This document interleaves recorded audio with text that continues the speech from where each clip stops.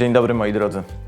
Przyznacie, że jeszcze kilka miesięcy temu, kiedy zaczęło ciążyć nie tylko nad Polską, ale też nad całym światem widmo pandemii, to myśleliśmy, że to będzie tylko chwilowe. A teraz wszyscy musimy mierzyć się z tą nową normalnością. Nazywam się Karol Paciorek i jestem jednym z elementów tej nowej normalności właśnie, bo zamiast gali rankingu szkół w plebiscycie zwolnionych z teorii, oglądacie mnie w internecie. Ale to nie zmienia faktu, że przede wszystkim chciałem Wam powiedzieć, że jestem z Was dumny. Bo to, co tutaj się dzieje, to zgromadzenie szkół, uczniów, nauczycieli, którzy potrafią robić wszystko ponadprogramowo. Bo przecież ten ranking nie opiera się o Wasze wyniki matur. Zwolnieni z teorii mają moc. Moc edukacji w nowej formie. Moc rozwijania kompetencji. Moc integracji środowiska pedagogicznego. Moc oddolnej przedsiębiorczości i moc społecznych innowacji. I co ze sobą niesie ta moc? O tym opowie Paula Bruszewska, prezes Fundacji Zwolnieni z Teorii. Drodzy nauczyciele, drodzy dyrektorzy szkół, drodzy uczniowie. Witam Was serdecznie na gali rankingu szkół Zwolnieni z Teorii w nowej formie.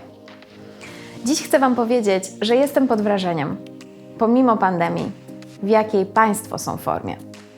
Tegoroczny ranking obejmuje 289 szkół.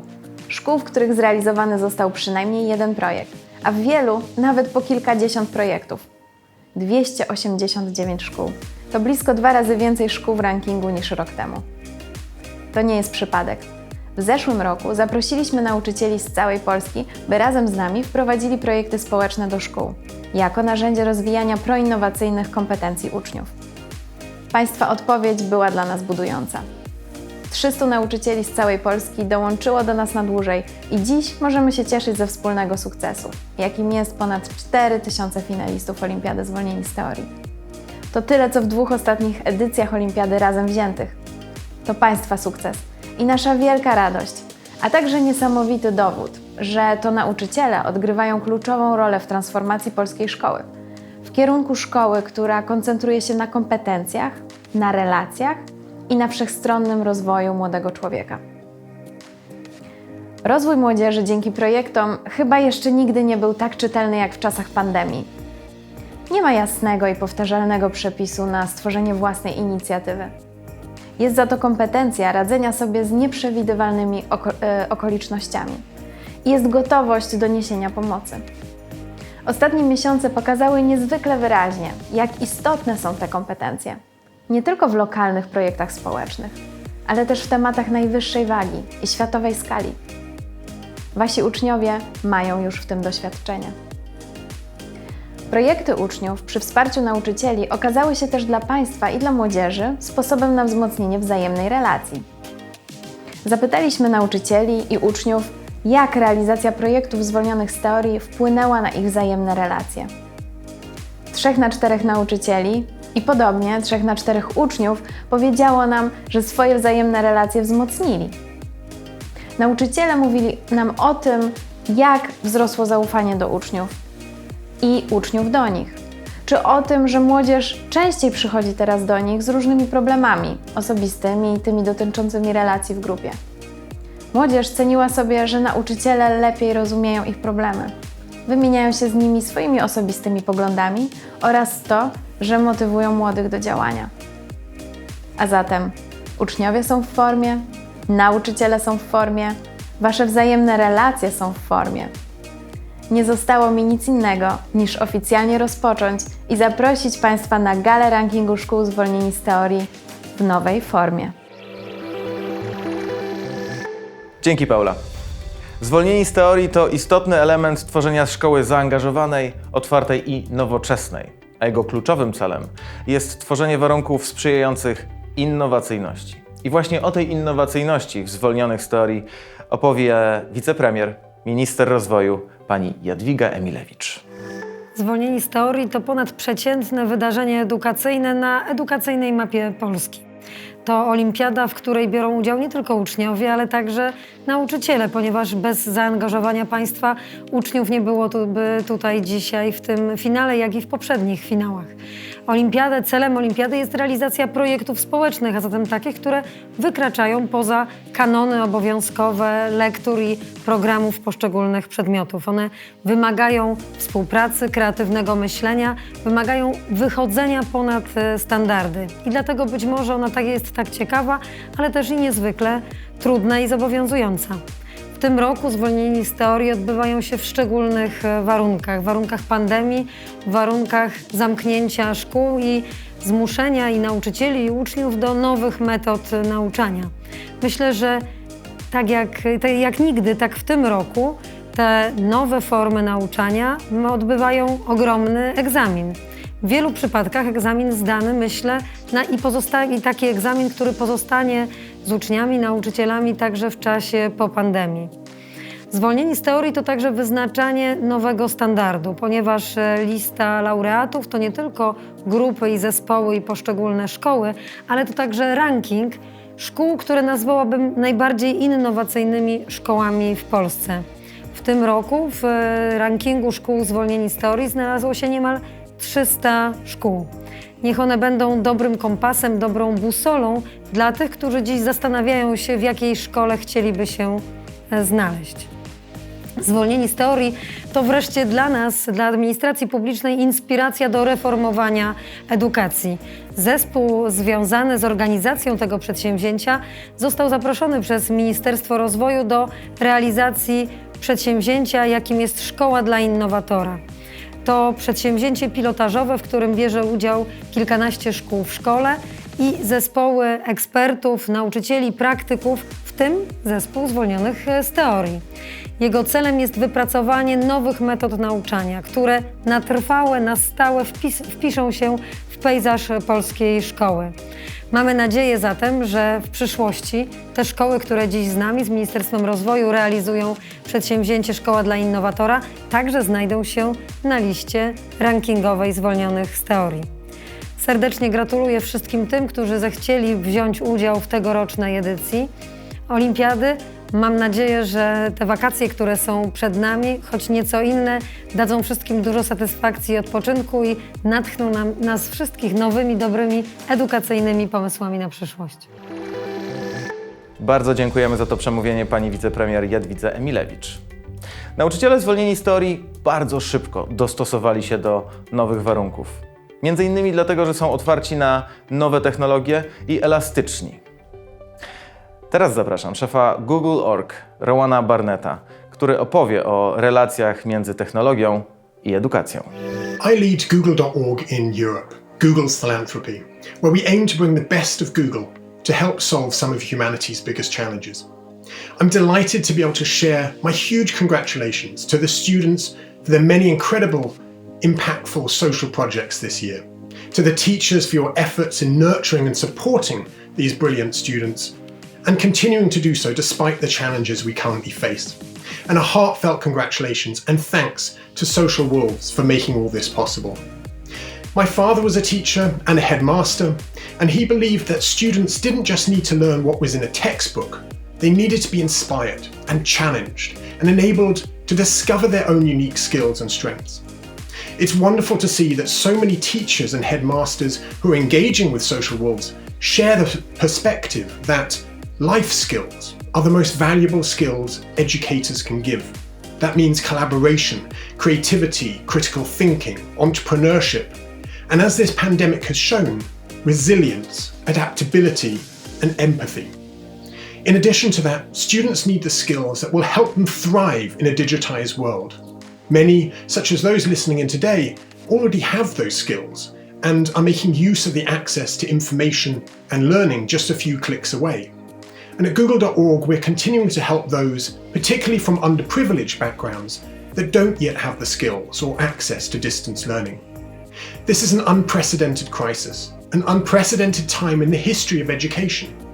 And as we look beyond the lockdown, this is an exciting and unprecedented opportunity to rethink the future of education. One thing is clear, the role of educators is changing, not just to teach students, but to help develop young people into strong contributors and innovators in our society. And I greatly admire that you all currently are leading that change. Your efforts, just as those of innovative organizations like Social Wolves, have never been more important. So Google.org is very proud to support this year's edition of Zwolnieni z Teorii. Thank you for everything you do and all the very best for the future. Dziękujemy panu Rowanowi Barnettowi z Google. No i przyznacie, że to właśnie firma Google świetnie potrafi docenić innowacyjność, która jest celem zwolnionych z teorii. Słowo o tegorocznym finale, bo jest to edycja wyjątkowo liczna. Najwięcej zgłoszonych szkół, najwięcej nadesłanych projektów. Teraz przed nami finałowa 20. Te najlepsze projekty, ci najlepsi uczniowie i najlepsze szkoły. Ale pamiętajcie, że brawa należą się wszystkim, którzy wzięli udział. Czas poznać laureatów. W tym roku szkół zwolnionych z teorii jest dwukrotnie więcej niż przed rokiem. Cała masa osób, zaangażowanych instytucji wzięła udział. I teraz czas, żebyśmy poznali tych najlepszych z miejsc od 20 do 16. Całej społeczności Liceum Ogólnokształcącego imienia księdza Jana Długosza we Włocławku gratuluję zajęcia 20 miejsca. Pozycja wśród najlepszych szkół to wynik ogromnej świadomości, rozwijania innowacyjności i dbania o samoakceptację, a także edukowania w zakresie zmian klimatycznych. Trzeba też podkreślić prospołeczną postawę i regularne działania wspierające świetlicę środowiskową Caritas. Zwolnienie z teorii w innowacyjnych placówkach jest traktowane bardzo dosłownie. Jednym z takich miejsc jest 12. Liceum Ogólnokształcące imienia Marii i Georga Dietrichów w Olsztynie, które zajęło 19. pozycję.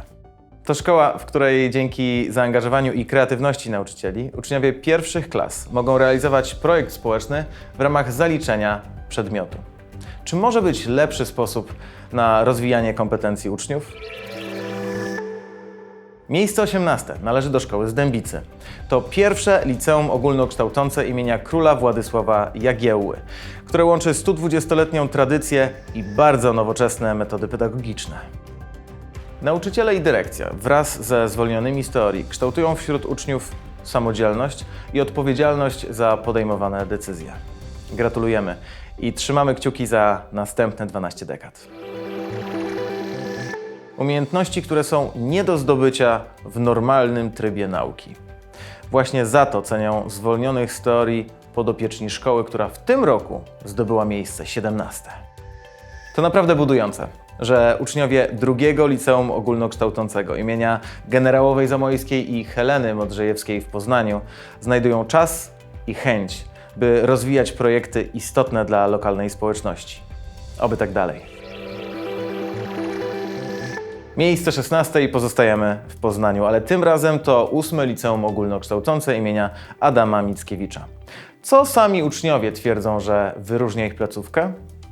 To niesamowity zapał uczniów do wychodzenia i realizowania własnych inicjatyw.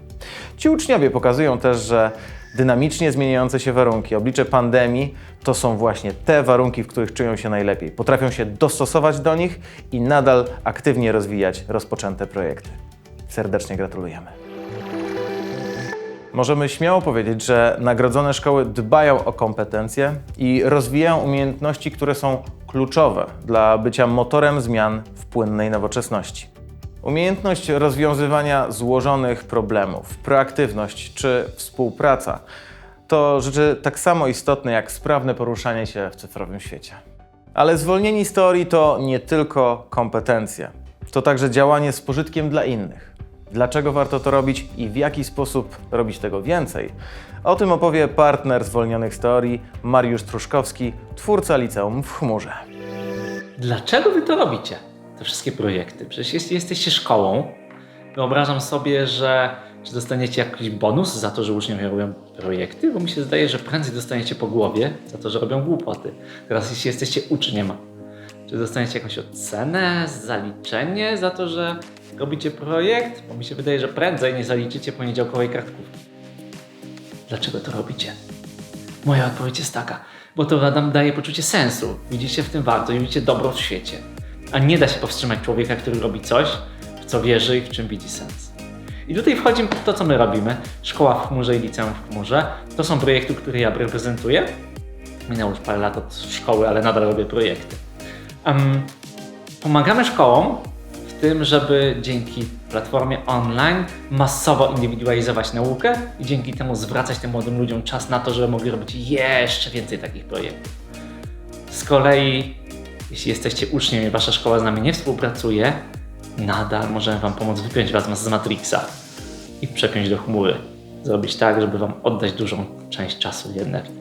Więcej dzisiaj nie powiem. Jeśli komuś coś zaklikało, zapraszam serdecznie do kontaktu. Cieszę się, że to wszystko robicie. Trzymam kciuki. Dzięki wielkie liceum w chmurze. Nabywanie nowych kompetencji to nie tylko domena uczniów, ale też nauczycieli. W tym roku podczas olimpiady zwolnieni z teorii przeszli ważne szkolenie z komunikacji w kryzysie. Jakie są efekty? Doskonałe. Widać to po liczbie zrealizowanych projektów i po liczbie szkół sklasyfikowanych w rankingu w nowej formie. Teraz jesteśmy już wśród 15 najlepszych szkół, więc poznajmy miejsca do 11. W pokonywaniu złożonych problemów często kluczowym czynnikiem okazuje się praca zespołowa. Doskonali w niej są licealiści z 5. Liceum Ogólnokształcącego imienia Augusta Witkowskiego w Krakowie, laureaci 15. miejsca w rankingu. Ich niesłabnące zainteresowanie olimpiadą zwolnieni z teorii sprawia, że co roku powstają wspaniałe, zaangażowane społecznie, wychodzące poza mury szkoły projekty. Znakomicie. U podstaw zwolnionych z teorii leży wiara, że pasja i zaangażowanie mogą zdziałać cuda. Wiara w uczniów i dodawanie im skrzydeł jest również ważnym czynnikiem, który sprawił, że dziś możemy bić brawa technikum nr 17 w Śląskich Technicznych Zakładach Naukowych z Katowic, zdobywcą 14. miejsca. W tym roku same uczennice starały się inspirować innych, na przykład organizując spotkania z kobietami sukcesu. Wrażliwość na problemy społeczne wymaga od nas umiejętności spojrzenia na daną kwestię z różnych perspektyw. Różnorodność tematów podejmowanych przez uczniów 3. Liceum imienia Adama Mickiewicza w Katowicach jest naprawdę imponująca. Gratulujemy otwartości umysłu i niesamowitej mocy sprawczej oraz 13. pozycji w rankingu. W szkole uczniowie spędzają najważniejszą część swojego dnia. Stworzenie w niej atmosfery, która inspiruje do działania, jest więc wyjątkowo ważne. Jesteśmy pod wrażeniem, jak świetnie radzi sobie z tym wyzwaniem 1. Liceum Ogólnokształcące imienia Jana Smolenia w Bytomiu, laureat 12. miejsca. Uczniowie wykorzystują swoją energię zarówno w walce o przyszłość naszej planety, jak i troszcząc się o dobrostan starszych osób. Tylko tak dalej. Dużym wyzwaniem dla szkoły jest odnalezienie złotego środka między utrzymaniem wysokiego poziomu edukacji, a stworzeniem przestrzeni do swobodnego rozwijania uczniowskich zainteresowań. Od wielu lat w pełni udaje się to 2. Liceum Ogólnokształcącemu Małopolskiej Szkole Gościnności w Myślenicach. Gratuluję miejsca 11. Wszyscy laureaci pokazują, że szkoła nie kończy się na klasach i korytarzach, a dobra edukacja wykracza znacznie poza ramy przedmiotów. Otwarte, pozwalające realizować pasje i zainteresowania środowisko to wymarzone warunki do rozwoju. Takich szkół jest w Polsce coraz więcej. O kluczowej roli nauczycieli, zwłaszcza w obliczu nowej normalności, opowie Bogusław Hrabota, redaktor naczelny patrona medialnego zwolnionych z teorii, obchodzącej 100. rocznicę istnienia Rzeczpospolitej. Szanowni Państwo, jest mi niezmiernie miło, że mogę do Was przemówić. Forma tej mojej wypowiedzi jeszcze pół roku temu byłaby uznana za nietypową, ale dziś wszyscy przywykamy do takich środków komunikacji, a ja obawiam się, że zostaną z nami na dłużej. Gratuluję nie tylko wyróżnionym, ale wszystkim tym, którzy wzięli udział w tegorocznej edycji zwolnionych z teorii. Pandemia, której skutki nas dotknęły, jest wyjątkowym testem dla nas wszystkich, a zwłaszcza ludzi, którzy wchodzą dopiero w życie. Ten test to test postaw społecznych, to test kreatywności, empatii, poczucia międzyludzkiej solidarności. Wielka szkoła zachowań, dzięki którym jesteśmy godni nosić miano obywateli Polski i świata. Szczególne słowa pragnę zaadresować do nauczycieli, którzy muszą podołać nowym wyzwaniom. Jako nauczyciel akademicki sam wiem, jakie to trudne, jakiej wymaga kreatywności, jakiej wymaga jakiego poświęcenia, jakich sił, zwłaszcza przy szczupłości środków, które niestety są nam dostępne. To wyjątkowy moment, kiedy nawet z najlepszych belfrów stajecie się coachami. Serdecznie wszystkim gratuluję i raz jeszcze pozdrawiam z Rzeczpospolitej. Dziękujemy panu Bogusławowi Hrabocie. Wszystkie projekty realizowane w ramach Olimpiady Zwolnieni z Teorii to projekty społeczne. Dzięki nim uczniowie jednocześnie nabywają kompetencje przyszłości i realizują w praktyce postawę obywatelską. Dzięki temu rozwijają się zarówno postawy prospołeczne, ale też indywidualna gotowość do podejmowania nowych wyzwań. I trzeba przyznać, że z bardzo dobrym efektem. A teraz przed nami najlepsza dziesiątka. Laureaci 10. miejsca wykonali kilka niesamowitych projektów, w tym ich flagowy Zaloguj się. Uczniowie i uczennice co tydzień spotykali się z seniorami z Uniwersytetu Trzeciego Wieku, aby przeszkolić ich w zakresie życia w sieci i cyberprzemocy. Projekt został objęty patronatem honorowym minister rodziny, pracy i polityki społecznej. Gratulujemy uczniom, nauczycielom i dyrekcji Trzeciego Liceum Ogólnokształcącego w Zespole Szkół imienia Eugeniusza Kwiatkowskiego w Dębicy. Na miejscu 9. uplasowała się szkoła, której uczniowie rozprawili się z mitami dotyczącymi osób z różnymi dysfunkcjami oraz podnieśli świadomość bezpieczeństwa w sieci wśród swoich rówieśników. Ogromne gratulacje dla uczniów i kadry pedagogicznej II Liceum Ogólnokształcącego z oddziałami dwujęzycznymi imienia Władysława Rejmonta z Ostrowa Wielkopolskiego. Młodzież z I Liceum Ogólnokształcącego imienia Ziemi Kujawskiej we Włocławku niezwykle ambitnie podchodzi do współczesnych wyzwań. Promocja zdrowego stylu życia, aktywności fizycznej, ograniczanie marnowania żywności, a także podnoszenie świadomości społecznej w stosunku do osób niewidomych to najważniejsze, ale nie wszystkie cele przyświecające ich działalności. W pełni zasłużone i doskonałe 8. miejsce w Polsce. Brawa! Miejsce 7. zajęła szkoła, której uczniowie w niesamowity sposób podeszli do aktywizacji lokalnej społeczności. Zorganizowali bieg charytatywny, w interesujący sposób podnieśli świadomość ekologiczną w swoim mieście, a także wiele osób oswoili z nowinkami informatyczno-technologicznymi. Gratuluję więc II Liceum Ogólnokształcącemu imienia Mikołaja Kopernika z Kędzierzyna-Koźla. Szkoła, która zajęła 6. miejsce, wyróżnia się na tle pozostałych szerokimi możliwościami udziału uczniów w wymianach międzynarodowych, zajęciach pozaszkolnych oraz olimpiadzie Zwolnieni z Teorii. Dzięki wsparciu zaangażowanych nauczycieli odzieżówki, młodzi ludzie z małego miasta mają szansę na realną zmianę swojego otoczenia i zdobycie praktycznej wiedzy. Gigantyczne brawa dla technikum w Zespole Szkół Ponadpodstawowych imienia Elizy Orzeszkowej w Bartoszycach. Wyniki rankingu szkół zwolnionych z teorii w jasny sposób pokazują, że nie ma nic cenniejszego niż tworzenie zaangażowania wokół spraw, które łączą nas wszystkich. Odkrywanie nowych możliwości i aktywne poszukiwanie własnej drogi. Jak cenne jest to podejście na rynku pracy, opowie Gracjan Fiedorowicz, dyrektor finansowy i członek zarządu grupy Pracuj. Drodzy finaliści i nauczyciele zwolnionych z teorii, w imieniu grupy Pracuj gratuluję Wam realizacji wspaniałych projektów, a przede wszystkim zaangażowania w zrobienie czegoś dla innych ludzi i swojego otoczenia. Nauczycielom i dyrektorom szkół gratuluję odwagi w zaangażowanie się w projekty zwolnionych z teorii. To wsparcie, które dajecie swoim wychowankom, zapewnia im zdobycie unikalnego doświadczenia w pracy społecznej, współpracy w grupie i realizacji ambitnych projektów z określonymi celami i terminami. Cieszę się, że zauważają Państwo, jak duże znaczenie ma edukacja oparta na kompetencjach i jak istotnie uzupełnia standardową edukację opartą o wiedzę. Naszą firmę budowaliśmy w grupie takich osób jak finaliści zwolnionych z teorii. Podczas studiów z kolegami i koleżankami, z którymi współpracuję do dzisiaj, działaliśmy razem, próbując zmienić otaczającą nas rzeczywistość. Dzięki zwolnionym z teorii teraz to Wy zmieniacie świat, który Was otacza. I to do Was należy przyszłość. Dodatkowo Wasza wartość na rynku pracy znacząco wzrosła, nawet jeśli jeszcze o pracy nie myślicie. Praktyczne doświadczenie w realizacji projektów jest obecnie niezwykle cenne dla pracodawców. Jeszcze raz Wam gratuluję i serdecznie Was pozdrawiam.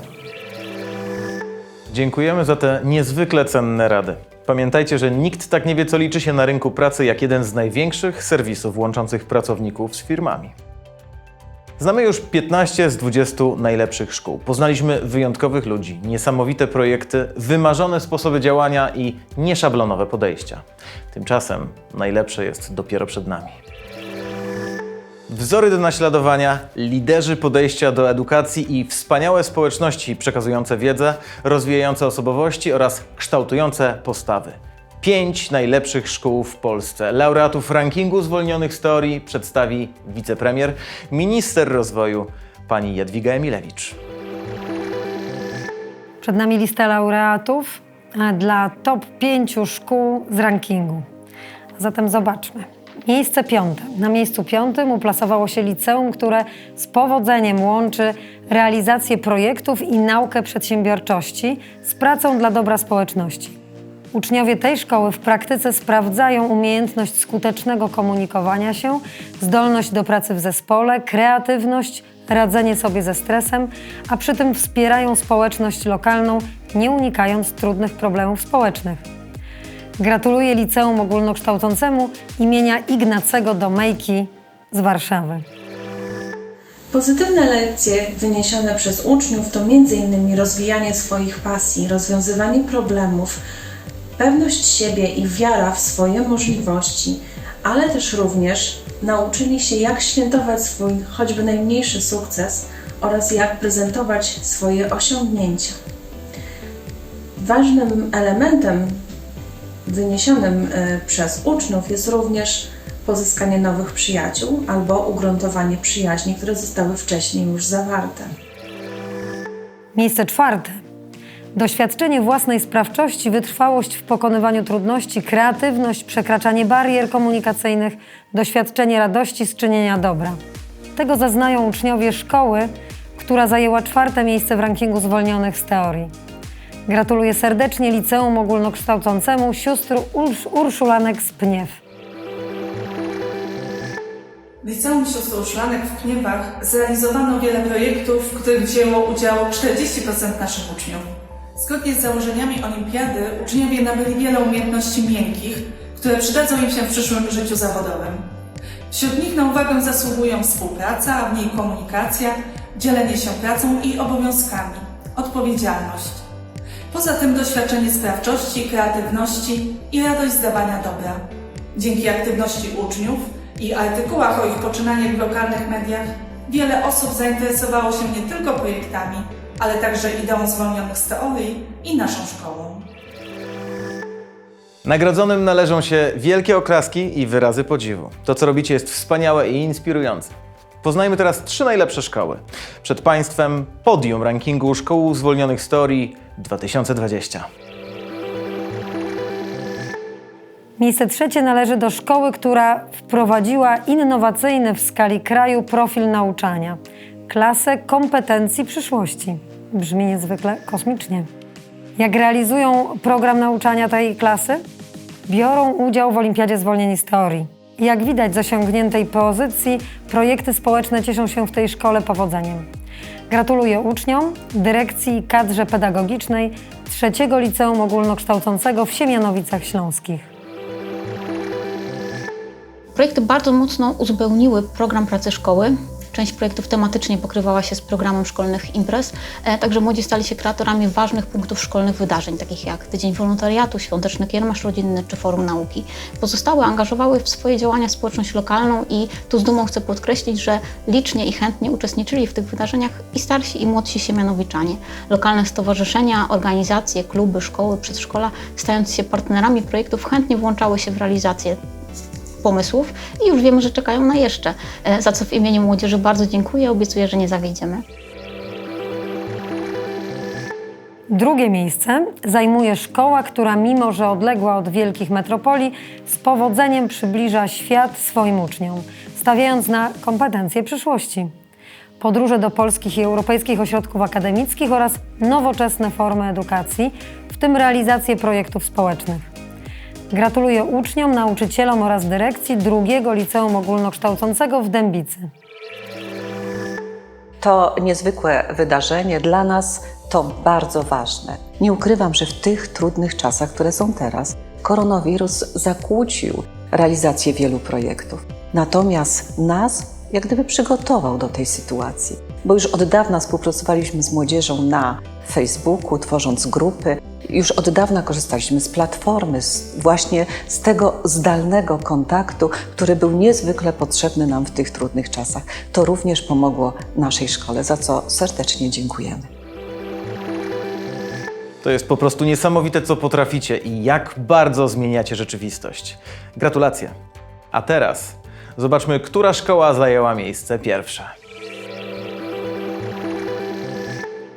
I wreszcie miejsce pierwsze.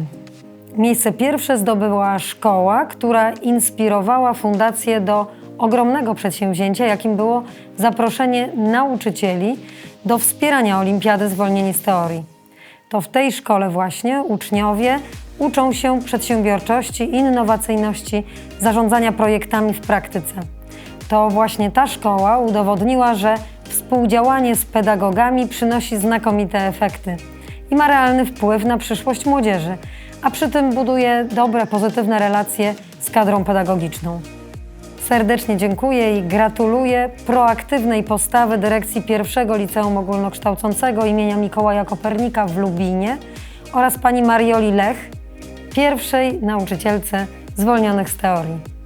Jeszcze raz wszystkim laureatom bardzo serdecznie gratuluję. W tym roku 35 projektów zostało zrealizowanych. Od samego początku, kiedy pojawiły się te projekty, nigdy one nie były czymś przymusowym, one były dodatkowym bonusem, który uczniowie realizowali. To jest pasja jednego z moich nauczycieli, że zaszczepia te idee i te projekty się kończą, ale uczniowie wynoszą z tego rozwój osobowości, rozwój swoich kompetencji społecznych, tych miękkich, radzenia sobie w różnych sytuacjach. Nawet w okresie pandemii te projekty były realizowane i jakby pokazało to, że żadna sytuacja nie jest ich w stanie zaskoczyć. Pani Mariolu, droga dyrekcjo Liceum Kopernika w Lubinie, kadro pedagogiczna, podopieczni. Wszystkie nagrodzone szkoły, nauczyciele i uczniowie, wszyscy uczestnicy. Możliwość poznania i przedstawienia waszych osiągnięć to był prawdziwy zaszczyt. Wasz zapał, wasze podejście, wasze chęci, wasze działanie i wasze pomysły sprawiają, że Polska codziennie staje się lepszym miejscem. Troszczycie się o siebie, pomagacie seniorom i słabszym. Dbacie o środowisko i lokalne społeczności. Angażujecie, wspieracie i dajecie z siebie ogromnie dużo. Wszystko robicie w praktyce. Jesteście nadzieją na jutro, wymarzonymi liderami i członkami społeczeństwa. Powiedzieć gratulacje, brawo i tak trzymać to mało, ale ja jestem szczęśliwy, że akurat mi przypadła ta rola. Jesteście wspaniali, jesteście zwolnieni z teorii. Na zakończenie zapraszam na kilka słów od Pauli Bruszewskiej. Dzięki jej pasji, zaangażowaniu i ogromnemu uporowi powstał cudowny zespół dbający o rozwój zwolnionych z teorii. Raz jeszcze gratuluję nie tylko wymienionym 20 szkołom, ale wszystkim szkołom, które znalazły się w rankingu, ich dyrektorom, nauczycielom i uczniom, którzy w tym roku ukończyli swoje projekty. Szczególnie gratuluję blisko 300 nauczycielom, którzy byli z nami przy uczniach przez cały ten rok szkolny i otrzymują certyfikat nauczyciela zwolnionego z teorii w roku 2020. Dziękuję partnerom, bez których zwolnieni z teorii nie mogliby się odbyć i których mieliśmy przyjemność dzisiaj gościć. Więcej o ich zaangażowaniu razem z pełnym rankingiem znajdziecie na stronie ranking.zwolnienisteorii.pl. Dzięki Paula i dziękuję całej ekipie. Na teraz to już koniec, ale nie mogę się doczekać tego, co będzie za rok. Od pierwszej edycji Olimpiady Zwolnionych z Teorii zostało zrealizowanych 2777 projektów. Każdy z nich wyjątkowy, każdy zmieniający świat na lepsze, każdy pozwalający poznać życie od bardzo praktycznej strony. Dziękujemy wszystkim uczestnikom, nauczycielom, organizatorom i partnerom oraz patronom medialnym rankingu w nowej formie, Onetowi oraz Rzeczpospolitej, która obchodzi właśnie stulecie istnienia. No i oczywiście dziękujemy Wam, widzom i entuzjastom dzisiejszej gali. Każdy z Was jest małym ambasadorem zwolnionych z teorii.